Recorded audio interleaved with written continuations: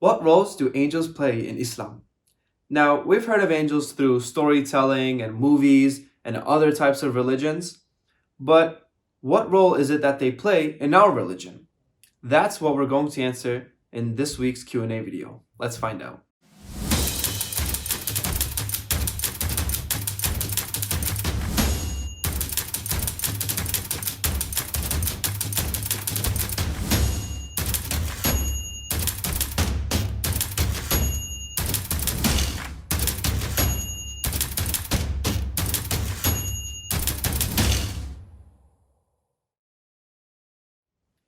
Now, there are many different types of angels.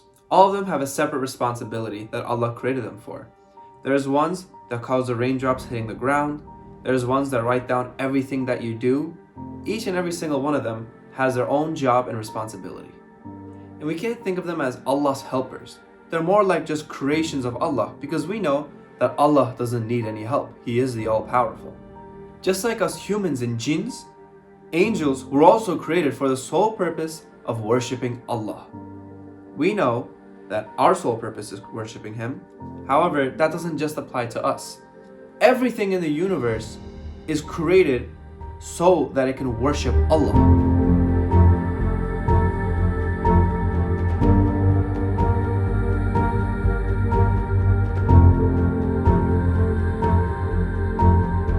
But these three beings have completely different ways of worshipping because we all have a limited point of view. Now, humans get to see their food and eat their food and say Alhamdulillah, and that's how we worship, that's how we are grateful to God. But jinns have a different point of view where they have a different way of worshipping Allah. But angels, this is a special one where they can see everything going on in the universe. And so their type of worship is completely special and completely different from ours. Now, back to the responsibilities that these angels have. Every single living being in the universe has an angel with them. Now think about how many that is. It's not just humans or just plants or just animals. It's all of them combined into one. The most important angels are Jibreel, Asrail, Mikail, and Israfil.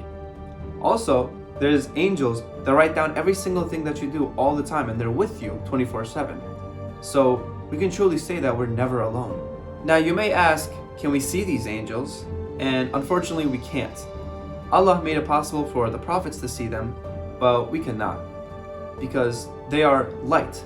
You can think of them as photons, and that's why we're not able to see them. Now, if angels were created to worship, then what is our purpose?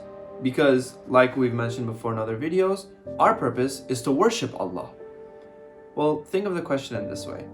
You go up to an artist and say, why do you draw both in red and blue? Or you go to an author and say, why do you write fiction and non-fiction? The fact that Allah has three different beings that are all purposed to worship is just showing His greatness, His power. The diversity of all the living things on this planet whose sole purpose is to worship Allah just keeps on showing the testament of how powerful Allah truly is.